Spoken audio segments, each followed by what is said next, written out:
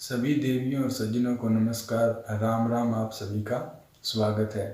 जैसा कि आप जानते हैं कि कुंडलिनी शक्ति के विषय में हमारी एक पूरी सीरीज चल रही है और इसके अंदर मैं आपको इस शक्ति से संबंधित जितने भी आपके मन में प्रश्न होंगे उन सभी का मैं अपने अनुभव के आधार पर आपको और अपनी समझ के अनुसार आपको उत्तर देने की चेष्टा करूंगा। तो इस सीरीज में भाइयों हमारी 2 वीडियो पहले आ चुकी है जिसमें कि कुंडलिनी शक्ति क्या है और इसके चक्रों का जो भी सिस्टम है वह क्या है वो हमने देखा। उसके बाद में कुछ भाइयों के प्रश्न आ रहे थे कि इसे जगाना कैसे है, लेकिन मुझे लगता है कि जगाना कैसे इससे पहले यह जान लेना जरूरी है कि सोया हुआ कौन है और वह सोई हुई कैसे है और उसके जागने का क्या अभिप्राय है और इस सब से हमारे शरीर और दिमाग में क्या बदलाव आते हैं, क्या यह खतरनाक है, क्या यह अच्छा है या बुरा है। तो इस वीडियो के अंदर हम इन सभी चीज़ों की बात करेंगे। इससे आपके जो मन में काफ़ी सारे प्रश्न हैं उनके उत्तर मिलेंगे।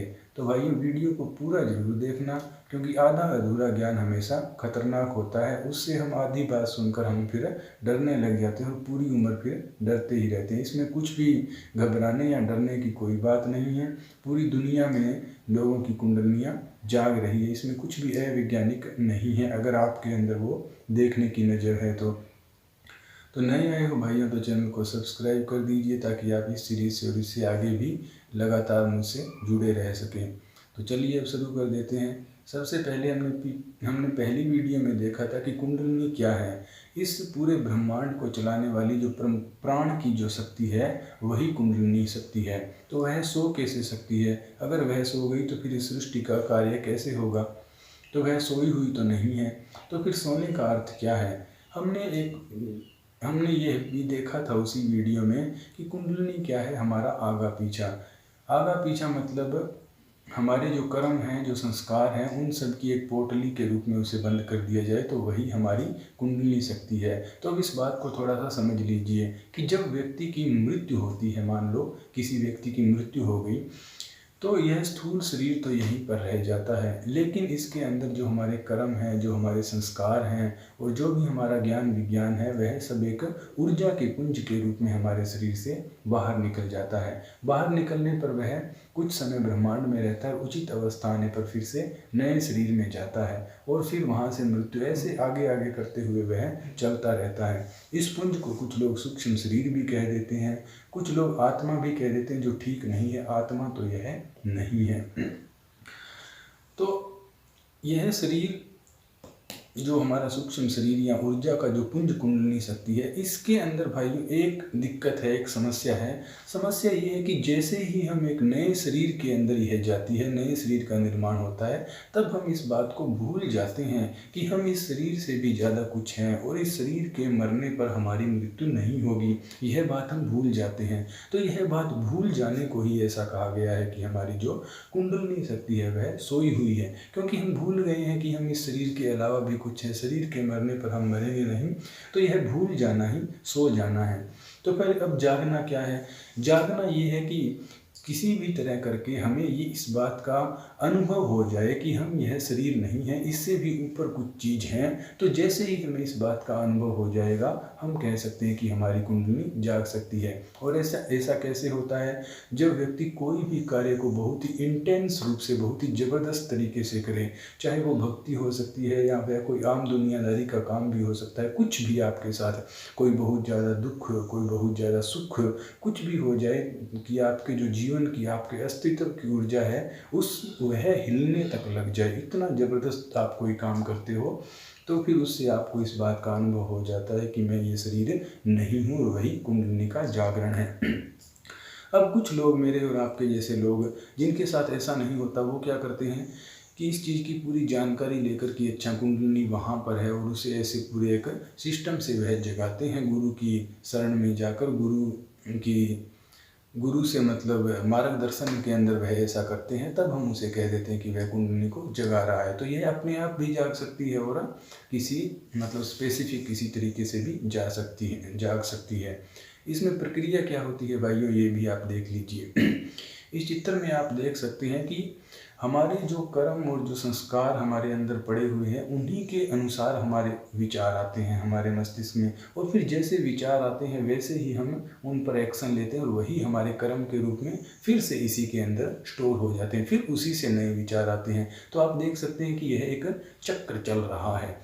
इसीलिए तो कहा गया है कि सर्पिणी ने जो अपनी पूंछ को अपने ही मुंह में पकड़ रखा है, क्योंकि यह चक्र चल रहा है। और जैसे ही आपको ये पता लग जाता है कि मैं यह शरीर ही नहीं हूँ, इसके अलावा और कुछ भी हूँ, तो ऐसा पता लगते ही आप जो एक आम आदमी जिस तीव्रता से कर्म कर रहा है, जितना वह हर चीज़ के साथ जुड़ जाता है, आप फिर उतना जुड़ोगे नहीं, क्योंकि आपने जान लिया है कि यह सत्य नहीं, इसके अलावा कुछ और भी सत्य है। तो आपका उतना जुड़ाव नहीं रहेगा, और जैसे ही आपका जुड़ाव नहीं रहेगा तो आपका जो कर्म करने की आपकी क्षमता है वह स्थिर हो जाएगी। और जैसे ही आप नए कर्म करने आप बंद करोगे तो जो भी यहाँ पर आपके सोए हुए कर्म संस्कार, जो भी ज्ञान विज्ञान, यहाँ तक कि ब्रह्मांड का रहस्य तक जो है वह सब धीरे धीरे आपके सामने आ जाएगा, क्योंकि नया आप इसमें कुछ डालोगे नहीं तो पुराना धीरे धीरे निकल कर सामने आ जाएगा। तो यह भाइयों प्रक्रिया होती है। और इसके जाग जाने पर, कुंडली के जाग जाने पर भी कई बार क्या है कि व्यक्ति को कई जन्म लग जाते हैं, जो पूरा अंदर ज्ञान है उसको बाहर आने में कई जन्म लग जाते हैं। तो इसमें ऐसा नहीं है कि इसी जन्म में यह हो सकता है, हो भी सकता है और नहीं भी हो सकता है। तो ये हमने भाइयों देख लिया कि इसका जागना और सोना किस प्रकार से कहा गया है। तो इससे हमारे मस्तिष्क में क्या बदलाव आते हैं। निश्चित रूप से जब हम इस पूरी दुनिया को अब तक हम सत्य समझ रहे थे और अब हमने जान लिया कि सत्य इससे ऊपर भी कुछ है, तो हमारी सोच, हमारे विचार, हर चीज़ के अंदर बदलाव आएगा। तो उससे हमारे मन में भी बदलाव आएगा, हमारे माइंड में भी बदलाव आएगा, उसकी कुछ संरचना में भी बदलाव आएगा। हम देखते हैं कि हमारा दिमाग, जितनी ज़्यादा इन्फॉर्मेशन हमारे पास होती है उतना ही हम अच्छा कार्य करते हैं। सूचनाएं जितनी ज़्यादा होंगी उतना ही अच्छा होगा। तो दिमाग में एक नई सूचना आ गई है, कुछ नई इन्फॉर्मेशन आ गई, तो वह और भी अच्छा कार्य करेगा। वह जो पहले जो हमारा मन बाहर की तरफ देख रहा था, अब वह खुद को अपने अंदर ज़्यादा देखने लगेगा कि मेरे अंदर क्या है, इसकी उसके अंदर एक जिज्ञासा होगी। तो यह तो मानसिक रूप से हमने थोड़ा सा देख लिया। अब शारीरिक रूप से इसमें क्या होता है। शारीरिक रूप से होता ये है कि आप ऐसे समझ सकते हैं कि यहाँ पर मान लीजिए परमात्मा है ऊपर, तो परमात्मा से वह एनर्जी नीचे आ रही है, नीचे बह रही है, यानी कि परमात्मा से ऊर्जा दुनिया की ओर जा रही है, सृष्टि की ओर जा रही है, सृष्टि की रचना हो रही है। और कुंडलिनी जागरण का अभिप्राय क्या है कि वह जो ऊर्जा नीचे आ रही है उस ऊर्जा को वापस ऊपर लेकर जाना, जहाँ से वह आ रही है अपने स्रोत के पास। तो यह घटना होती है, सुषुम्ना नाड़ी से वह ऊर्जा ऊपर जाती है। अब कुछ लोग कहते हैं कि यह अप्राकृतिक है, कि जब परमात्मा उस ऊर्जा को नीचे भेज रहा है तो हमें उसे ऊपर क्यों उठाना है। देखिए, इसमें मैं यही कहूँगा कि इसमें अप्राकृतिक कुछ भी नहीं है। अप्राकृतिक क्यों नहीं है? क्योंकि अगर अप्राकृतिक होता तो प्रकृति हमारे अंदर ही है, सुषुम्ना नाड़ी बनाती ही क्यों? जब ऊर्जा अन्य नाड़ियों से नीचे जा रही है, लेकिन प्रकृति ने स्वयं एक नाड़ी वहाँ पर बनाई है कि जिससे वह ऊर्जा ऊपर उठ सके, यानी कि प्रकृति चाहती है कि वह ऊर्जा ऊपर उठे। तो जब मनुष्य की एक समझ हो जाती है तब वह ऊर्जा अपने आप ही ऊपर उठने लग जाती है। और ऐसा क्यों करती है प्रकृति? क्योंकि प्रकृति यह चाहती है कि हमारा पूर्ण विकास हो सके, हमारे मन का, हमारे मस्तिष्क का पूर्ण विकास हो सके। और पूर्णता कब आएगी? हमने पूरी दुनिया को तो जान लिया, लेकिन हमें ये पता नहीं है कि मैं कहाँ से आया हूँ, मेरा स्रोत कहाँ है, मैं कौन हूँ। जब तक इन सभी बातों के जवाब हमें नहीं मिलेंगे तब तक हम पूर्ण कैसे हो सकते हैं? क्योंकि पूर्ण तो वही है ना जो सब जानता है कि कहाँ से आया हूँ, यहाँ बाहर क्या हो रहा, वही पूर्ण माना जाएगा। तो प्रकृति हमें पूर्ण बनाना चाहती है, इसलिए उसने ये सिस्टम किया है कि यह ऊर्जा जो है वह ऊपर भी जा सके। तो इसलिए इसमें खतरनाक जैसी कुछ भी बात नहीं है। अब इसे हम दुनियादारी के हिसाब से देखें तो इससे फिर होता क्या है, कुंडली जागरण से मनुष्य के अंदर क्या बदलाव आता है? सारा ही बदलाव आ जाता है भाइयों। अब तक हम इस दुनिया को ही एक सत्य समझ रहे थे, लेकिन हम इससे ऊपर का सत्य भी हमने जान लिया है। तो नया जानकारी है, नई इन्फॉर्मेशन है, तो निश्चित रूप से नया नया ही सब होगा। इसे आप ऐसा कह सकते हैं कि यह मानव विकास का या मानव मस्तिष्क के विकास का अगला चरण, मैं तो इसे कहूँगा कि यह नेक्स्ट स्टेप है। कि जब मनुष्य एक मतलब एक अच्छी समझ पर पहुंच जाता है, तब उसको प्रकृति एक नया गिफ्ट देती है। अब वह मनुष्य का एक नया वर्जन है। वह ऊर्जाओं को समझ सकता है, अपनी ऊर्जा को समझ सकता है, दूसरे व्यक्तियों की ऊर्जाओं को वह देख सकता है।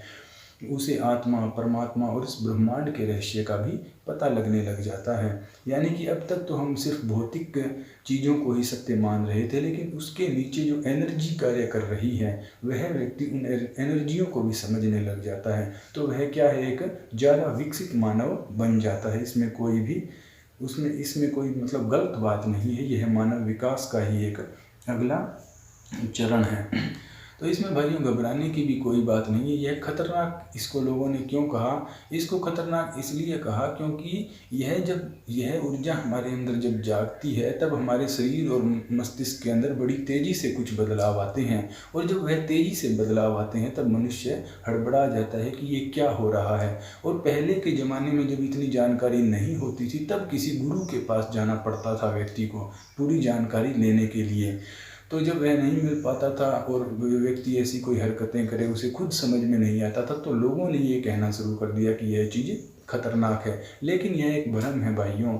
आज आप देख सकते हैं कि एक क्लिक से आप इंटरनेट पर सारी जानकारी इसके बारे में जुटा सकते हैं, और पूरी दुनिया में लोगों के साथ ये घटनाएं हो रही है। तो इसमें डरने की कोई भी बात नहीं है। और मुझे तो इसमें कोई अतिशयोक्ति ही नहीं होगी अगर आने वाले थोड़े ही समय में, कह नहीं सकते कि कितने समय में, थोड़े समय में लोग ऐसे आपस में बातें किया करेंगे कि भाई तेरी कुंडलिनी जाग गई। हाँ, मेरी कुंडलिनी जागे हुए तो 4-5 साल हो गए, तुम्हारी जागे हुए कितने साल हो गए। तो इस प्रकार से लोग जो है आपस में बातें तक किया करेंगे। इसमें कोई दो राय नहीं है। यह वक्त जल्दी ही आ ही सकता है।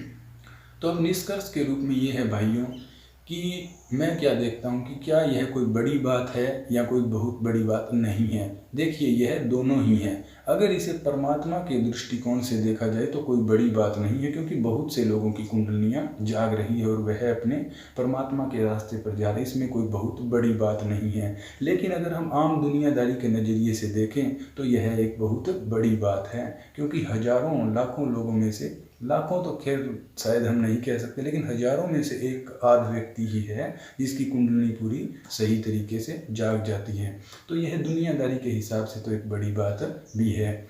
अब यह कि यह अच्छा है या बुरा है, भाइयों, बंदा आपके सामने बैठा है और 2.5 साल इस बात को हो गए, और उसके बाद में मतलब मेरा तो पूरा जीवन ही बदल गया है इस बात से। इतना आनंद, इतनी संतुष्टि और इतना मतलब भगवान के साथ जुड़ाव, और मतलब कैसे मैं आपको बताऊं, कुल मिलाकर यही है कि एक बहुत ही एक आनंद की अवस्था है। इससे अच्छा मेरे जीवन में कुछ भी नहीं हो सकता था। यह मेरे जीवन की सबसे एक निर्णायक घटना तक मैं इसे मानता हूँ। जो सबसे अच्छा मेरे साथ आज तक हुआ है वह यही चीज़ हुई है। तो इसमें कुछ भी बुरा लगने जैसी बात नहीं है। तो कोई बात नहीं भाइयों, अगर आपके साथ ये हो रहा है तो घबराइए मत, और आप ऐसा करना चाहते हैं तब भी कोई डरने की बात नहीं है, क्योंकि आप एक एडवांस लेवल के मनुष्य बन जाओगे। तो उम्मीद है भाइयों इस वीडियो में आपको यह मुद्दा काफ़ी हद तक समझने में कामयाबी आपको मिलेगी, ऐसा मुझे भरोसा है। और वीडियो अगर आपको पसंद आई हो तो लाइक कर दीजिए, और आगे ही ऐसी वीडियो और आपको मिलती रहे उसके लिए आप चैनल को सब्सक्राइब भी कर दीजिए। आज के लिए इस वीडियो में इतना ही भाइयों। ओम नमः शिवाय।